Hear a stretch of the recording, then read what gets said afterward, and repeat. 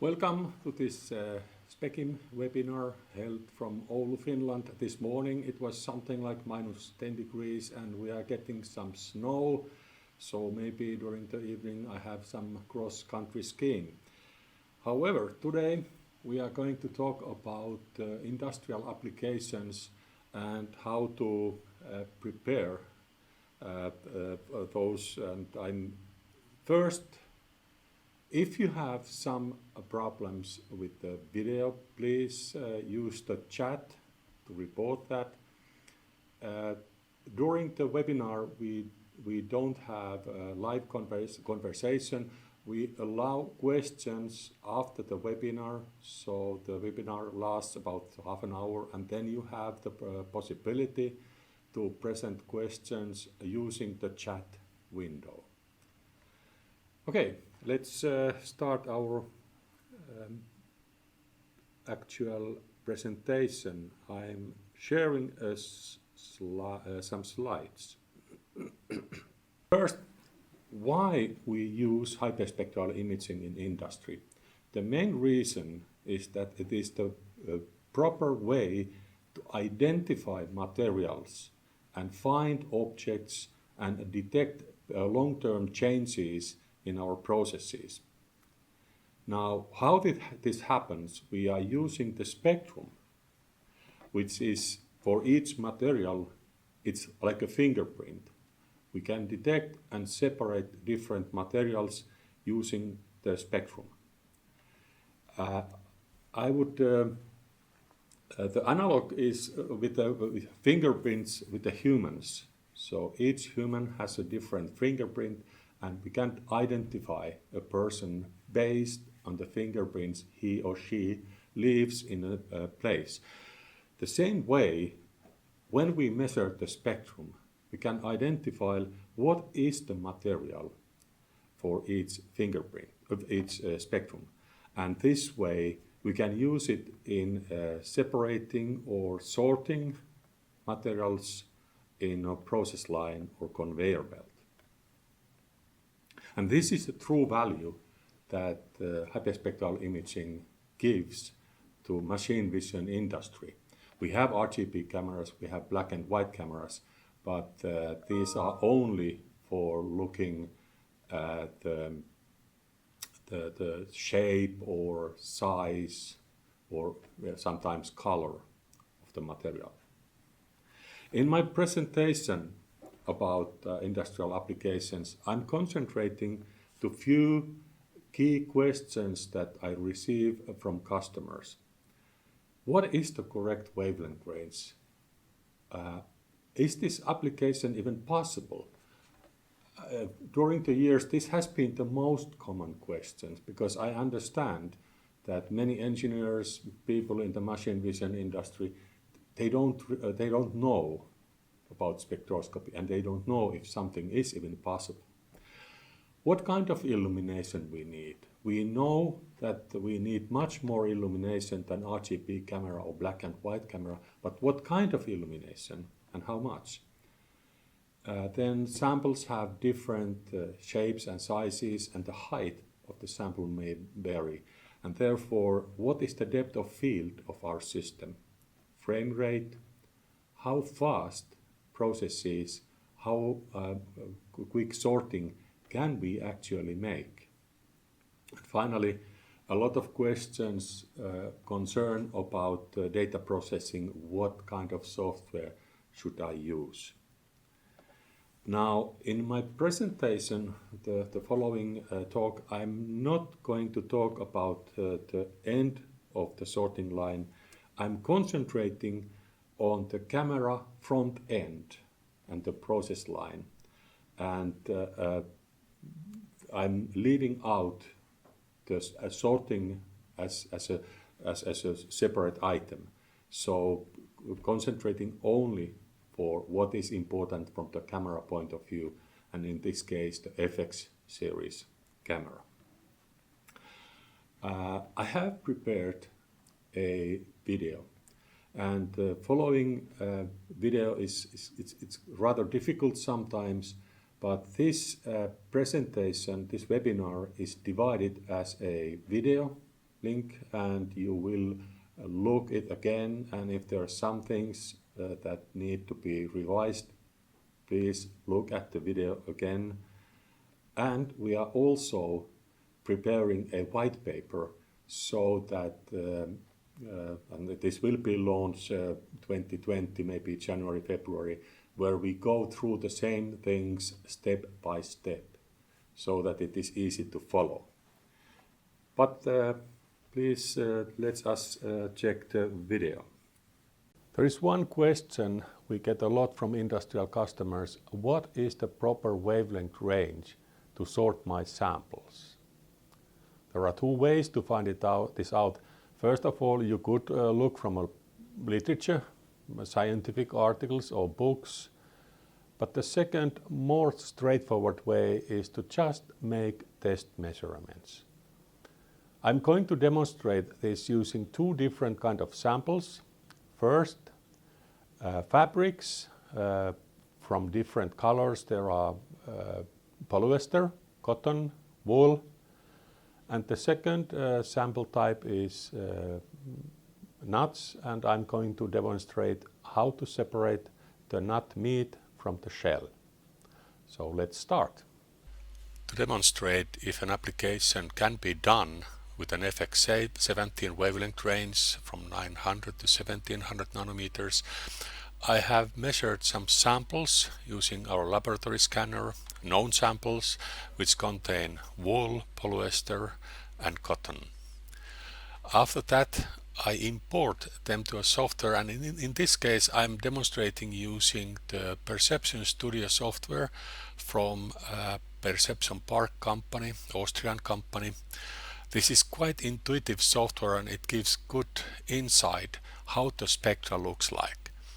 First, I select the spectra for each individual material. First, polyester, which I know is here. Then the second spectra, cotton, which I know is here. And last, wool.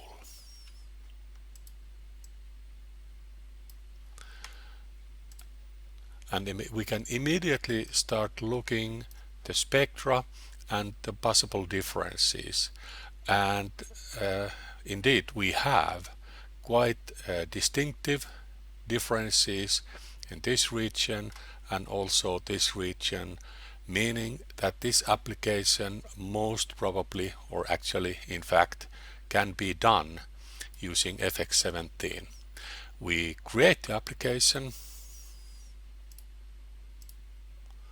and then we look at the results. So yellow was wool, blue, cotton and green polyester. On the one side of the image we had three fabrics made out of cotton, and they are classified as cotton as the one that I was pointed out, although they had different colors. My second example is of pistachio nuts. We want to sort the nut meat from the shell. I have already imported the image and selected the shell areas and the nut meat, and when we look at the spectra we see that there are a lot of intensity changes and the spectral differences are not that clear. In this case I prefer to use normalization and also first derivative to see the spectral changes.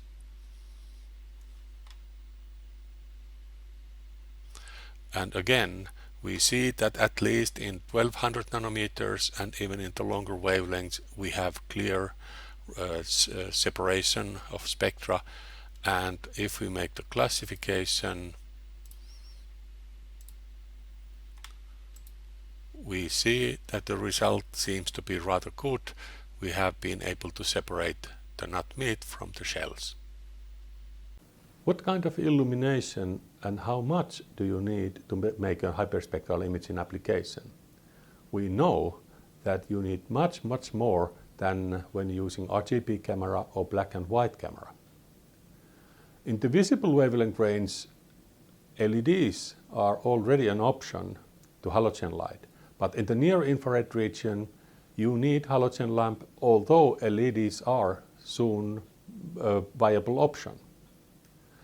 But when you are using halogen lamp, how much do you need to illuminate your sample and get reasonable results? I have a simple rule of thumb, so let's look at that. So this is a very common question. What is the illumination power needed for FX17 in the near infrared region? In practice, this is a very difficult question, and in most cases I make tests for this, but I made a very simple rule of thumb that gives the approximate power needed. And the equation is actually simple. We have power is a constant times r squared divided by integration time. So in this, the constant is 10 watt second divided by square meter, and the t is integration time that is used, and r is the distance from illumination line to the target. And to explain this a little bit more, I have two examples. First, we assume that the distance from the illumination to surface is something like 25 centimeters, and the integration time is 0.01 second. Simply calculating based on this, we get that the power needed is 60 watts. And of course, when we are illuminating a line, we should divide this power so that the whole line 20 to 30 centimeters is covered evenly, and we can get that one can achieve this illumination by using 6 halogen lamps with the power of 10 watts each, maybe 15 or 20 watts each, in 2 times 45 degree configuration. And in practice, this is what we have in the 20 to 40 scanners, where the illumination is about 30 centimeters in width and made of 3 halogen lamps, and actually 6 halogen lamps in 2 times 45 degree assembly. Now my next example is a little bit bigger system, where we have a distance from the illumination to the surface about 50 centimeters. And our integration time is 5 milliseconds. Again, putting this to the equation, we get that the power needed is 500 watts, which is actually close to 10 times more. And doubling the distance from the light source to surface and only reducing the integration to half increases the need for illumination really quickly. And this actually is the case when we are looking at the bigger systems, where the line width is something like 70 centimeters up to 1 meter. And the lessons we learn from this is that as the illumination should actually be as close as possible to the sample surface, and one should use as long integration time as possible. Of course, this is a compromise between sample resolution, speed of conveyor belt, and so on. But to reduce the need for illumination, we should think about the distance of our light source or to the surface that we need to measure. Frame rate and integration time are related to each other, and sometimes they are a compromise.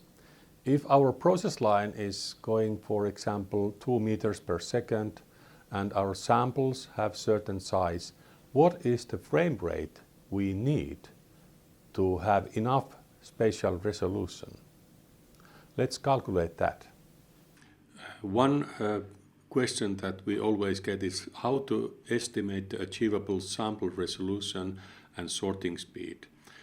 This of course depends on the speed of the conveyor belt and the sample size and the required spatial resolution on the sample, but we also need to understand the effect of integration time and frame rate.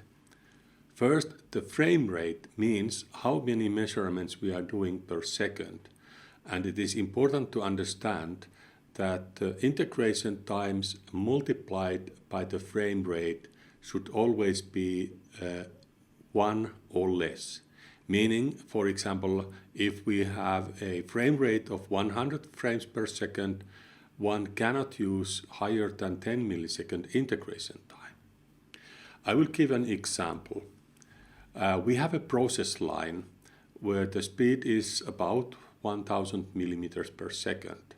And we assume that we have quite small samples that we need to identify and sort flakes of the size 10 times 10 millimeters.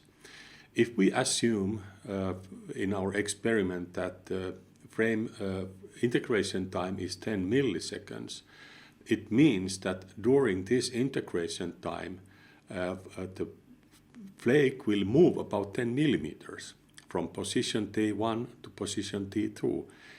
And because we have only 100 frames per second, in this case we would get only one or even less than one sample per one flake, meaning we cannot recognize the flake. In practice, we need at least 3 to 4 samples per flake, so calculating backwards, we can say that we need a 250 frames per second, and the maximum integration time we could use is about 2.5 milliseconds. When we have flat samples, it's always easy to focus on them. But when the samples have height differences, what is the depth of field, so focus area, that we have and which gives good enough results in our sorting? Let's look at the equation. In industrial applications, the sample thicknesses may vary, so we may have different thicknesses which we should be able to classify and sort. We are talking about depth of field. That's the distance between the nearest and farthest object that are still in acceptable focus. When we calculate the depth of field, we need to know the focal length of our lens. We need to know what is the distance from the camera to the surface or conveyor belt. We need to know the lens F number, and then we have the parameters that are called circle of confusion, which I explain in my next slide. Anyway, to calculate this, the equations are in the right side. I would not start calculating this by hand. I usually Google and find a depth of field calculator online. There is a link for one of those, and I use those calculators instead of my own calculator. Now, what is circle of confusion? Circle of confusion refers to an image that is acceptably sharp. And in digital imaging, where we have discrete pixel sampling, we usually take the pixel size, and taking the Nyquist criteria, we can assume that if the optics is good enough, our front objective and the lenses, then the image quality is good if our circle of confusion is about 2 to 3 times the pixel size. And in practice, when we take FX10 or FX17, where the standard objectives have 15 and 17 millimeter focal lengths, f number 2.1, I am using a circle of confusion of 0.035 millimeters. And using these and the calculator, the previous calculator, I get that, for example, 0.1 meter distance, the depth of field is approximately 10 to 12 centimeters. From 1 meter distance, depth of field is about 50 centimeters. And when I focus to the surface, I don't focus to the conveyor belt surface, but I take the sample thicknesses and I put my best focus on the mean of the sample thickness. When the sample thicknesses are different, one should also think about how to make the illumination so that the samples that are more thick also get enough illumination on the surface for good measurement. When you start using FX in process line, you need a software and you need to develop the application. The nice feature of FX is that you can actually develop the application in laboratory and directly apply the same camera in process line. At the moment, there are a few software vendors who provide all the tools needed for the laboratory work and also directly to the process line. Common question regarding industrial applications is what kind of software can I use? This is a question especially for newcomers in the field of hyperspectral imaging. There are a few requirements that are needed. Of course, one should be able to do R&D and application development in laboratory, but then you should also be able to use the same software or the software vendor for distributing this application to process line. There are two different kind of applications. People make a qualitative and quantitative classifications. So the software package preferably should be able to do one or either of these. Then the final question is, of course, do I want to develop the software myself, or should I use third-party software in this case? I have an example of 4 enablers for the software, which all I can highly recommend. LuxFlux software is extremely flexible. You can do a lot of different things with this software. Per class, the software is called Mira. Perception Park software called Perception Studio, and Predictor has 2 versions, the laboratory Evans and the online version Breeze. They all have very nice user interface and clear workflow how to make the application. Please check the respective web pages and contact these companies to make your application and select what might be the right choice for you. That was the end of the video where we went through some of the points that we need to understand when we make or start making industrial application sorting or separating items. Now, this was not all during the short period we have in the webinar. We are only attending some of the most important things, but there are a few others that you should point out. For example, if you want to make a classification using reflectance image, one needs to measure the dark image and the white reference from time to time. How often? This depends slightly on the application, it depends on the environment, and so on. The second thing that we need to attend is the environmental condition in general. What are the temperature changes? How much dust we have. This is a camera optical instrument, and of course the objective gets dirty if there are a lot of dust, and we need to keep that clean and take that into account. Vibration. The FX cameras are built for industrial environment, but there is of course a certain limit of shock and vibration that they can tolerate. Processing speed. The FX camera is extremely quick or fast, especially if we use the multiple region of interest property. Therefore, in many cases, it is not actually the camera limiting the sorting ability, it's the classification algorithm that is used to make the decision for sorting. And this needs to be studied. So before making online application, you should assess what kind of processing algorithm or algorithms you are going to use in this particular case. I mentioned in the beginning that we are planning the white paper, and it will cover all the subjects that we had in this video, and maybe even something more. And we are planning to make it such a way that it gives step-by-step advice to people who are planning to make industrial application. There is a question from Luis. How do we compensate for illumination intensity changes over the height and depth of an object? This is a very good point, because the only way to compensate for the changes is to arrange a diffuse illumination.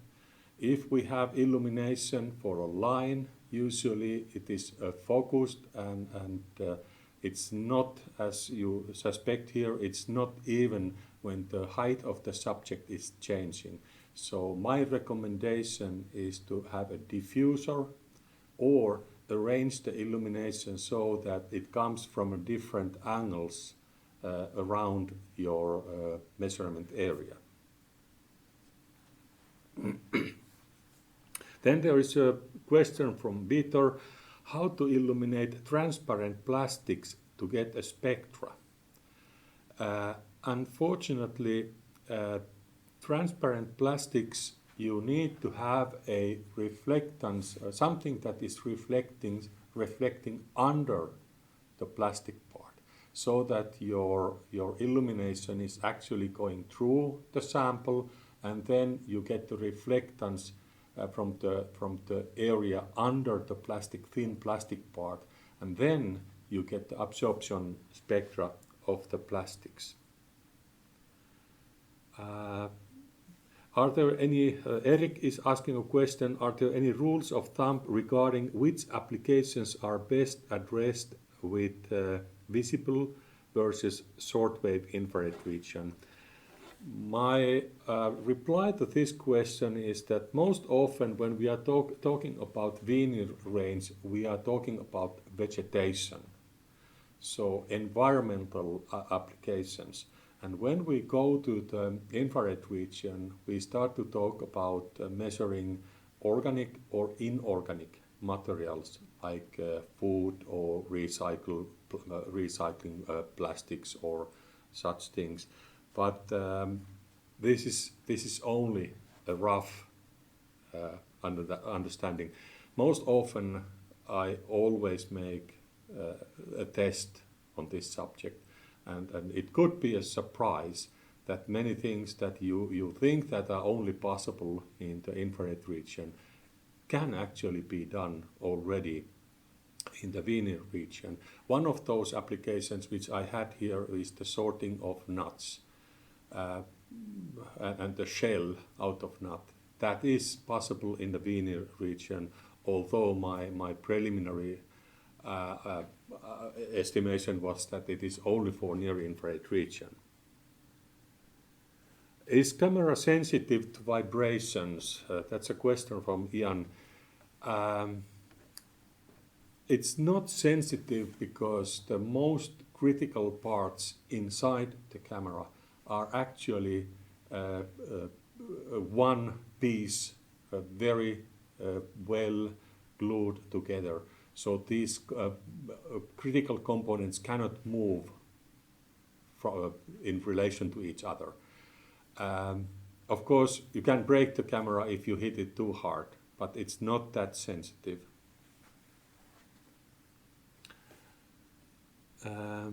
Halogen lamps are powered by alternating current. This is true, and I don't recommend using alternating current. Although the current is alternating, and it means that the temperature of the filament is changing a little bit, although the change is small, it still could affect the result. And so I would prefer in critical applications to have a DC powered halogen lamp.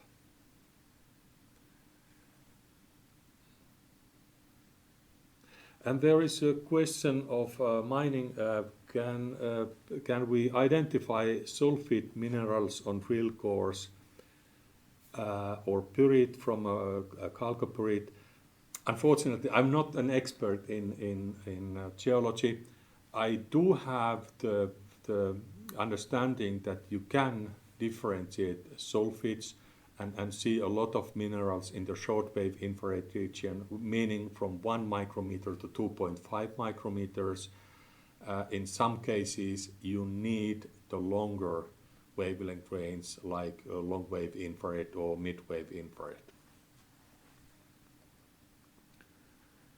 If the environmental temperature is under -5, I think it's -5 degrees Celsius, will the quality of the data be trustable? To which degree? Now, if the camera, because the camera is actually warm inside, there is electricity consumed all the time. So even though the outside temperature is -5, the camera will still be approximately +5 or +10 degrees inside due to the consumption of electricity. This is a question which is difficult to answer because I don't know if there is water, I mean ice, on the sample. The spectrum of ice and water are different. So if, for example, you make your application in temperatures like +20 degree and there is water, and then you go to -5, the water freezes, there is ice, the spectrum changes. So there are a lot of things. So if you have more specific question about what are you measuring in this -5 temperature, I could answer this. And this is also to all others listening to now. If you have a specific question, you can send an email to me and I will reply to your question. Can you do fluorescent hyperspectral imaging with the FX series cameras? Autofluorescence is extremely weak, and I would not use FX in those cases. However, if you have induced fluorescence, so you have a specific mark, a fluorescent mark that you put inside a sample, then using long exposure time, you can measure fluorescent samples. I have measured fluorescence in bills and postmarks, and also some plastics are fluorescent.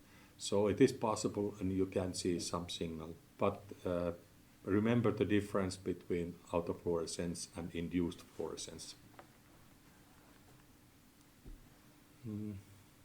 I'm also interested in the phenomenon of glare. This is a question from Alberto. If the light source induces glare, which actually does not include any spectral information, it's only causing blooming of the camera, so it's saturating the camera, but actually you don't see any spectral signatures. And in those areas where you you have this glare effect, you don't see anything. You don't see any spectral information, and you can't make any classification in those areas.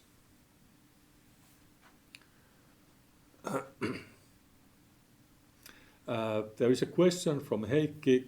Can you share some examples about sorting of polymers? We have, or our cameras, FX17 camera is used for plastic sorting, and most of the common plastics, 20 most common plastics, can be separated using this technology. The only limitation for FX17 camera is the black plastics, which is in the near infrared region black, so we don't see any signal. But black plastics can be sorted and black polymers can be sorted in the mid-wave infrared region where we have our latest FX50 camera. Again, if you have what specific polymers you are interested in, just send an email to me.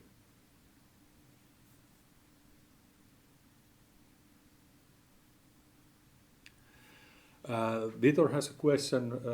He has these transparent plastics and he has been using binning. The question of transparent plastics, if the plastic is extremely thin, then the absorption is not high enough for identifying or detecting that plastic part. So Peter, please send your specific question and also some specifications on those plastic samples that you need to identify. And I promise I will answer these questions directly to you.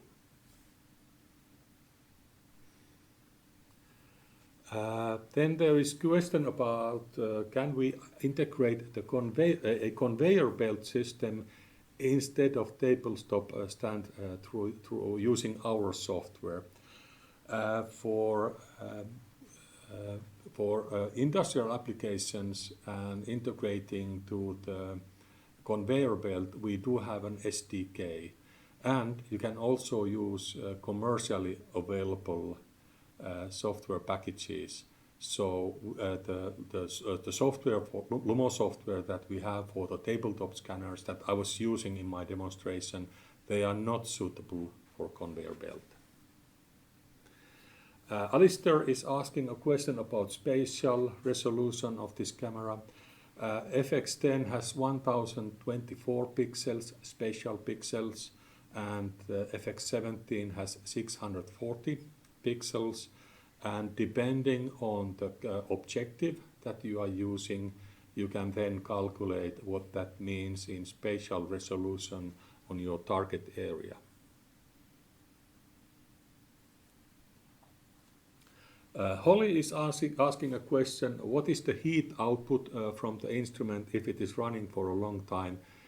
The FX10 consumes, if I remember correctly, about 10 watts. And FX17 slightly more. So even in long-term use, I have not seen it to produce too much heat. The cover is not even warm to hand, so I don't see any difficulties in using this instrument in the long term.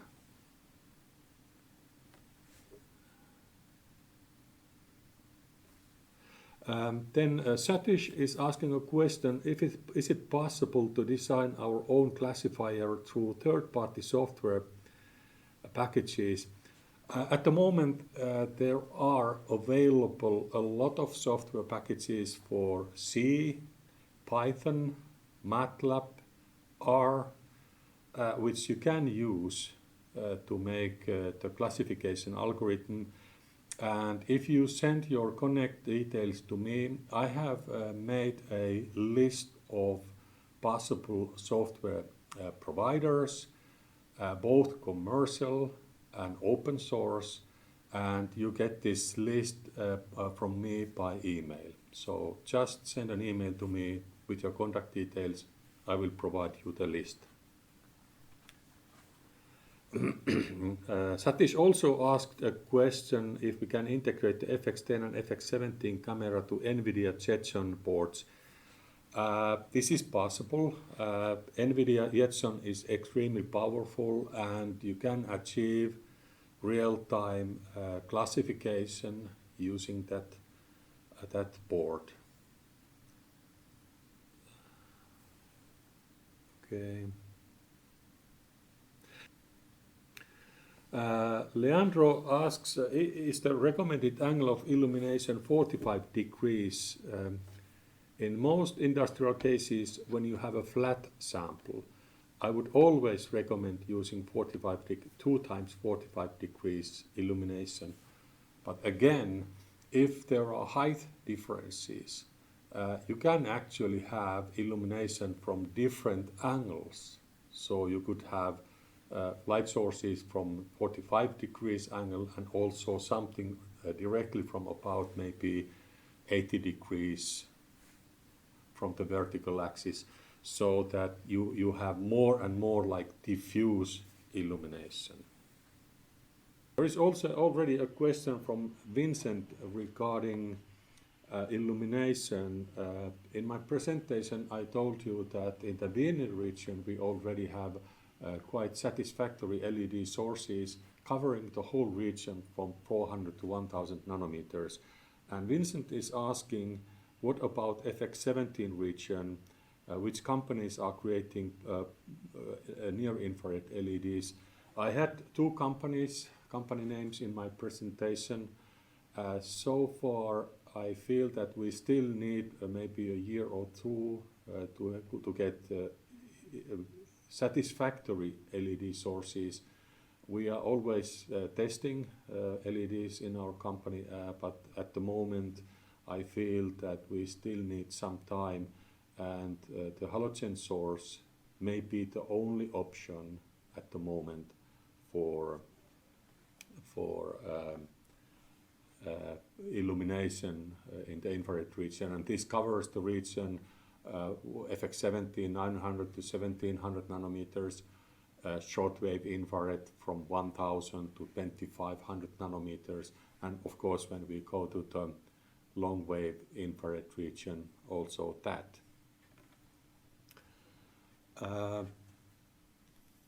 There are Brian is asking which software package out of the 4 that you have mentioned allows for multiple regions of interest. At the moment, if I recall correctly, I need to correct this later if I'm wrong, but it seems that the only software that allows multiple region interest is LuxFlux, and I'm absolutely sure that the Perception Park software doesn't allow that, and also Predictor software is still missing this feature. The per class Mira, most probably it allows for multiple region of interest, but please contact the software supplier to verify this. So thank you for joining this, and looking forward to seeing you next time during 2020 in our next webinar. Okay, bye bye.